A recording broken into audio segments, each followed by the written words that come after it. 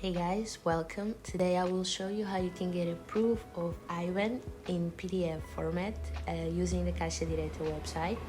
So once you log in your account, what you have to do, you have to click here in current accounts, and then you have to select the option that says iBan and SwiftBIC. Now you will be direct to this page. Here you just have to click on this little icon on the top right corner.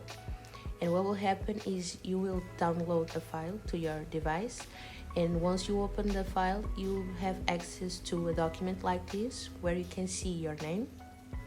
If you have a joint account with other people, their names will also appear.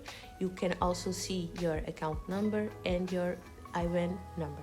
So it's all for today. I hope I helped you and have a nice day. Bye.